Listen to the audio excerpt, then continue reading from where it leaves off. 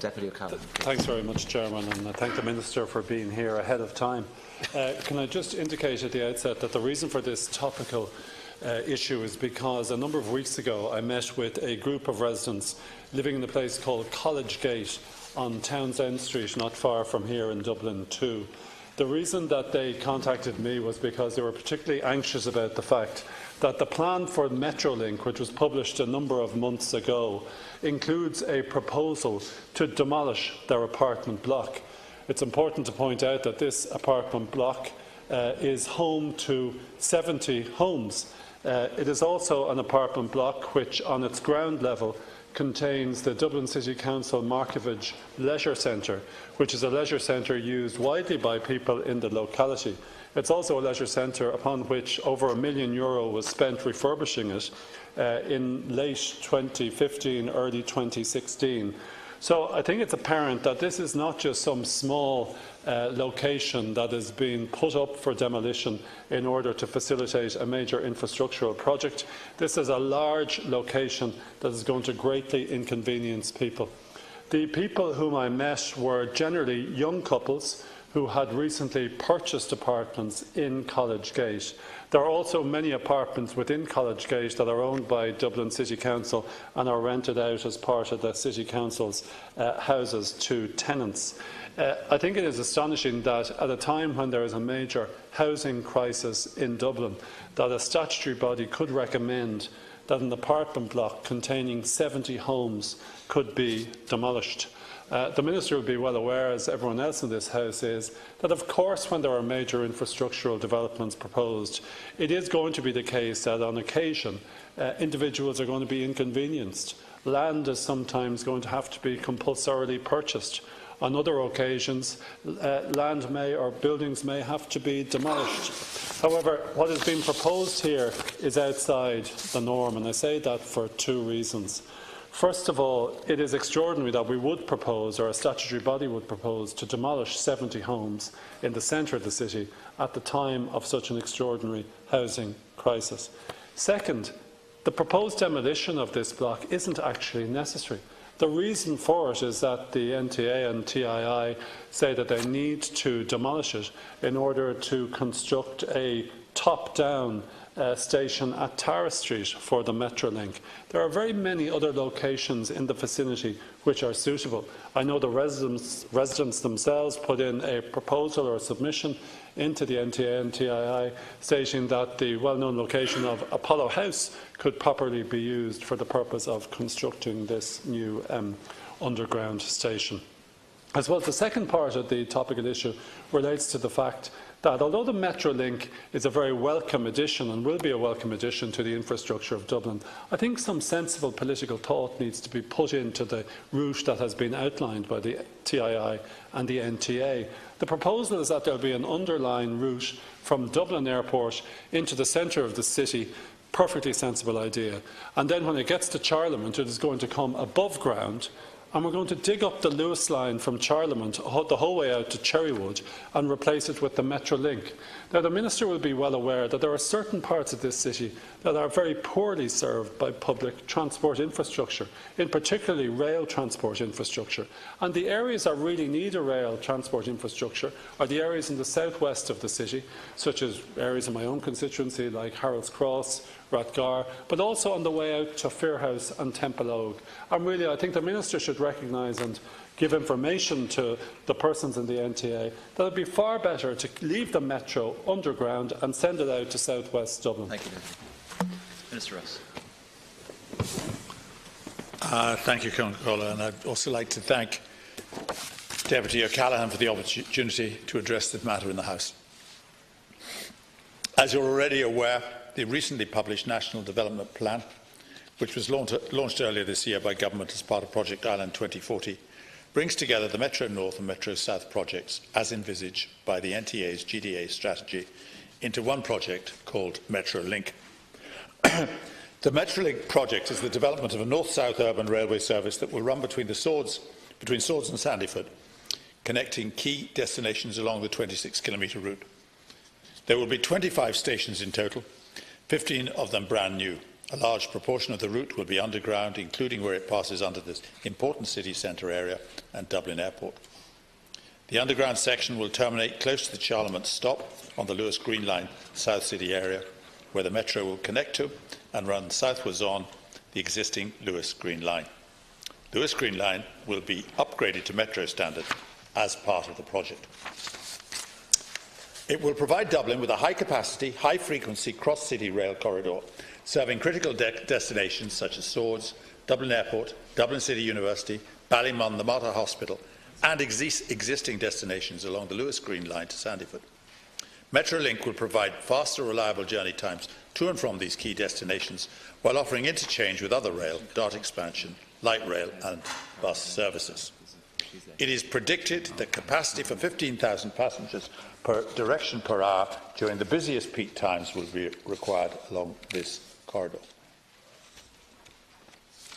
Metrolink will have the capacity for 30 trains per hour in each direction, so it will greatly enhance the public transport offering in Dublin.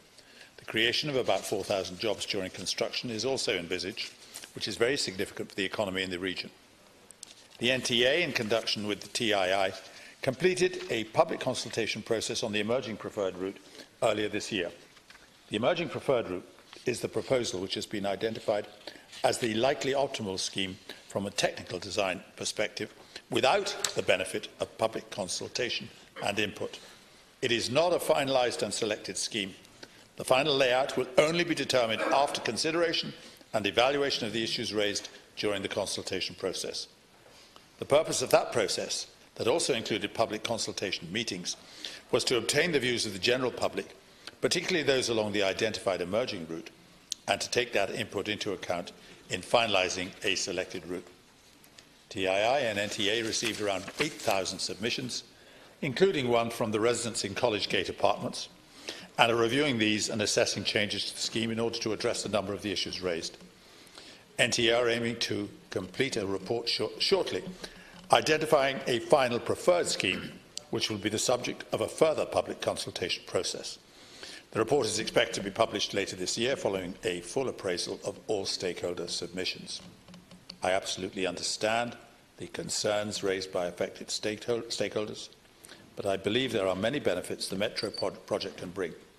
I am confident that the NTA and TII, through the consultative process that they undertook, will find a way of delivering the Metrolink project and of maintaining good routes that interchange with other public transport, while doing it in such a way that respects the social and community life of our city. Until the public consultation report is published, it would not be appropriate for me to comment any further on the details of the proposal at this time. Deputy O'Callaghan. Well, like the Minister, I suspect every person in this House, I think the Metrolink is a good idea. I think this city requires a Metrolink underground, and in fact the sooner we get it the better, because there is a difficulty with people travelling in from the outskirts of the city into the centre of the city fast. We've seen from another transport proposal in respect of bus connects that the intention is to try to get people from the outskirts into the city very promptly. However, the Bus Connects project really doesn't take into account that there are people also on the route into the centre of the city that have to be serviced in the city's urban villages. I think the Minister has indicated that it's the matter for the NTA to determine this matter, and that the matter is still at present out for public consultation.